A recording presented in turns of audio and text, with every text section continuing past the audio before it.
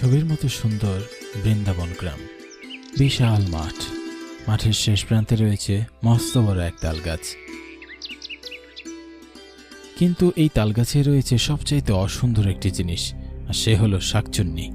শাকচুন্নির ভয়ে গ্রামের ছেলেবেলেরা এই মাঠে খেলতেও ভয় পায়। যখনই কোনো মানুষ এই গাছ থেকে তেঁতুল কুড়াতে যায়, তখনই শাকচুন্নি তার ঘাড় মটকে ফেলে।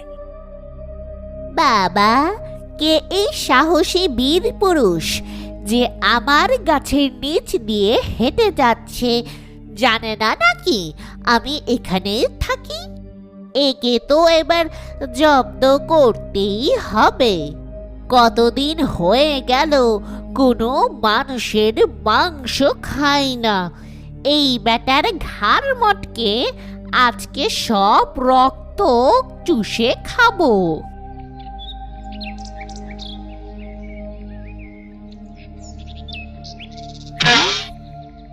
আমাকে এত জোরে গাছ থেকে তাল পড়লো নাকি? কেউ আমাদেরকে ছুটে মারলো? ও বাবা গো, এত থেকে একটা শাকচুন্নি! পালাই পালাই, না হলে যে আমার ঘাড় মটকে ফেলবে।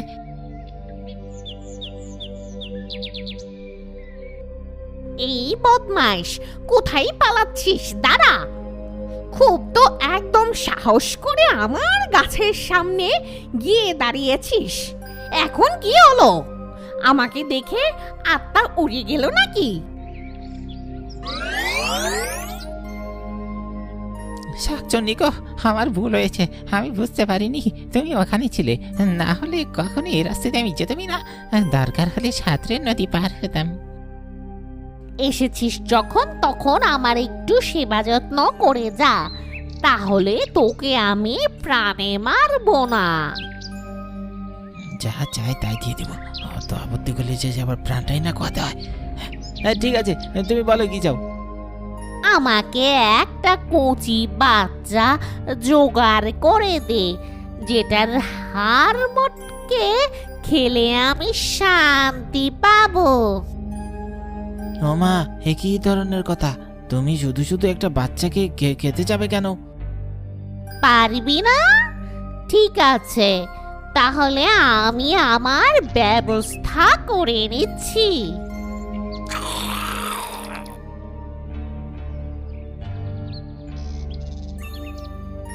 আহ, কি শান্তি না পেলাম! শাকচুন্নির এই সমস্ত কাজ গ্রামের সবার কাছেই পরিচিত। এভাবেই এক ভয়ঙ্কর আতঙ্কে কেটে যাচ্ছিল গ্রামবাসীর জীবন।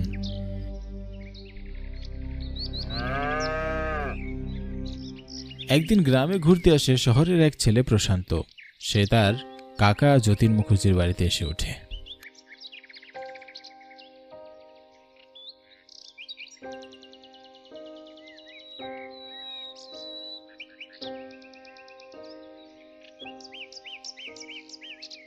কাকা বাবু, ও কাকা বাবু, বাড়ি আছেন?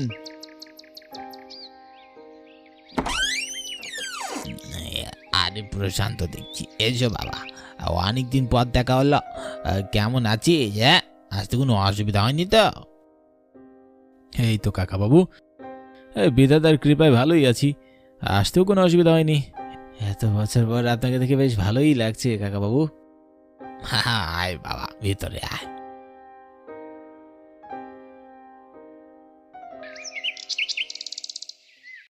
রাতের বেলা প্রশান্তকে নিয়ে খেতে বসেছেন যতীনবাবু।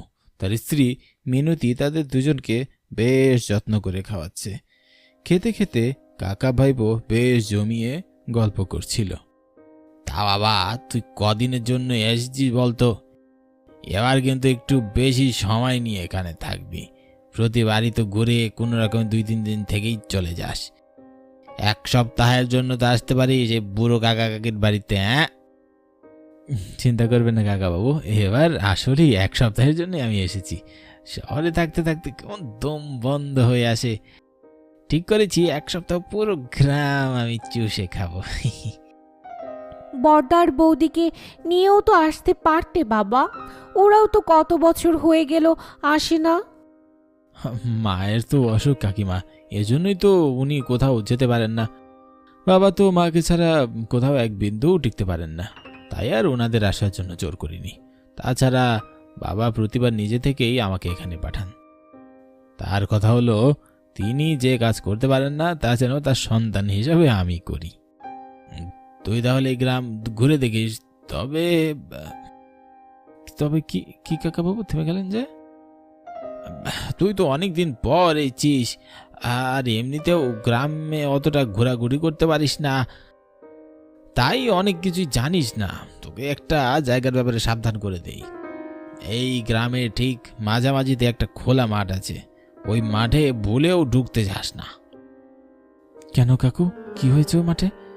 গ্রামের সৌন্দর্য তো নদী, নালা, মাঠঘাট এগুলোতেই যদি না ঘুরতে পারি তাহলে আর কি হবে? আরো অনেক সুন্দর সুন্দর মাঠঘাট আছে, নদী নালা পাবি, কিন্তু ওই মাঠের ত্রিসীমানায়ও যাবি না। মাঠের শেষে একটা বড় তাল গাছ আছে, তাল গাছে থাকে এক ভয়ানক শাকচুন্নি। ওই তাল গাছের আশেপাশেও যদি কোনো লোক যায় তাহলে সে তার ঘাড় মটকে দেয়। সত্যি বলছেন? আজকের যুগে এসব শাকচুন্নি থাকে? আর তাছাড়া শাকচুন্নি যে বাস্তবে থাকে তা তো আমি প্রথম জানলাম। এতদিন তো শুধু গল্পের বই পড়তাম। এটাকে এত হেলা ফেলা করিস না, যা বলছিস শোন। সব জায়গাতে ঘুরবি, কিন্তু ওখানে যাস না। ঠিক আছে ঠিক আছে, অত চিন্তা করতে হবে না, আমি ওখানে যাব না।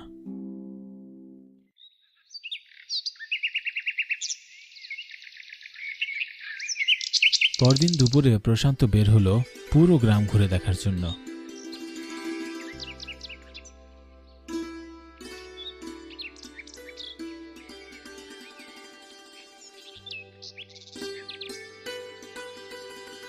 গ্রামের প্রায় বিভিন্ন জায়গা সে ঘুরে যখন বাড়িতে আসছিল তখন দূর থেকে দেখতে পেল সেই লম্বা তালগাছটি।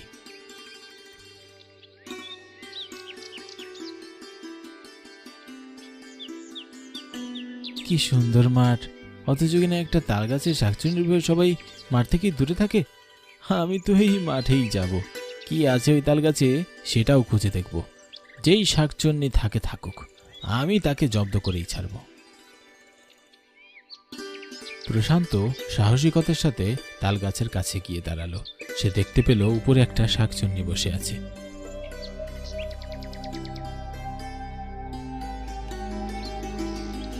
আরে বাপরে, এটা তো আসলেই একটা শাকচুন্নি।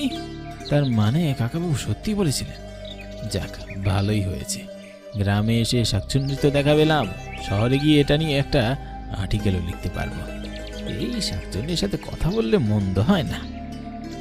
শাকচুন্নি, এই শাকচুন্নি, আছো তোমার ডালায়? কে রে হতচ্ছাড়া তুই, এত বড় বুকের পাটা, আমার নাম ধরে আমাকে ডাকছিস?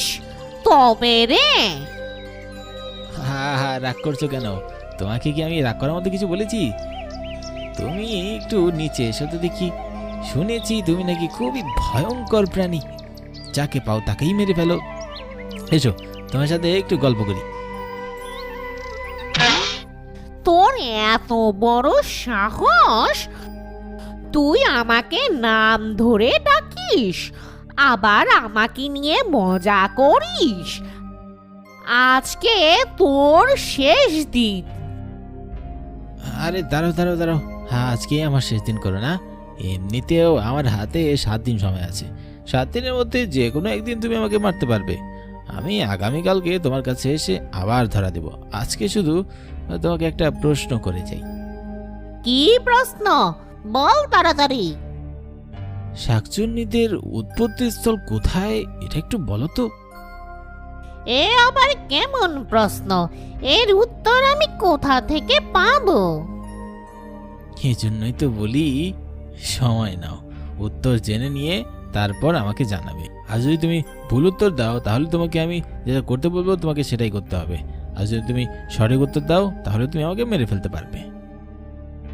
এই কথা বলে প্রশান্ত সেখান থেকে চলে যায়। শাকচুন্নি মাথা খাটিয়ে প্রশ্নের উত্তর খুঁজতে শুরু করে।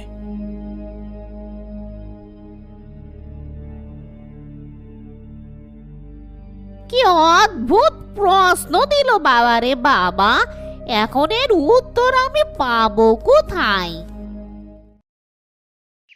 পরদিন সকালে প্রশান্ত আবারও তালগাছের নিচে এসে দাঁড়ালো।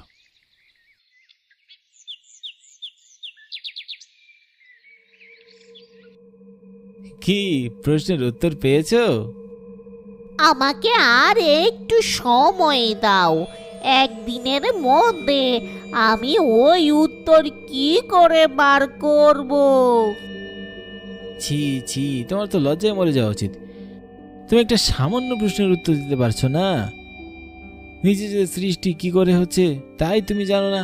তাহলে তোমাদের তো বেঁচে থাকাই উচিত না। এখন কথা অনুযায়ী তুমি আমাকে মারতে পারবে না, আর আমি যা বলবো তোমাকে তাই করতে হবে। ঠিক আছে, বলো আমাকে কি করতে হবে? তুমি এক্ষুনি এই বোতলের ভিতরে ঢুকে পড়ো। কখনো না, তুই আমাকে কখনো ওই বোতলে ঢুকাতে পারবি না। ভালোই ভালোই ঢুকলে তো ভালো, আর না ঢুকতে চাইলে কিভাবে ঢুকাতে হয় আমি কিন্তু জানি। যদি নিজের ক্ষতি না চাস তাহলে ঢুকে যা। বাপরে, এই ছেলে নিশ্চয়ই কোনো ত্রান্তিকের কাছ থেকে সিদ্ধ পানি, রসুন আর পোড়া মরিচের সাথে রেখেছে, না হলে তো আমাকে এত তর্জন গর্জন করে বলতে পারতো না। ভালোই ভালোই ঢুকে যাই বাবা, আমার আর দরকার নাই এখানে থাকার।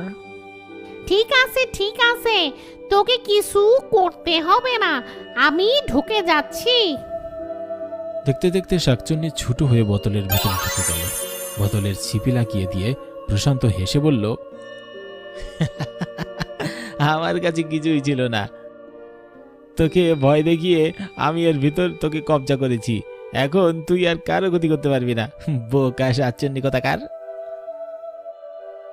প্রশান্ত বাড়ি ফিরে গেল এবং যতীন মুখার্জিকে সব খুলে বলল।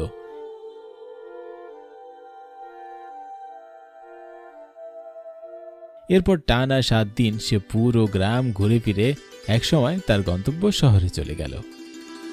প্রশান্তের এই বাহাদুরির জন্য গ্রামের সবাই আবারও মন খুলে সেই মাঠ এবং তালগাছের কাছে গিয়ে নিজেদের সুন্দর মুহূর্ত কাটাতে শুরু করল।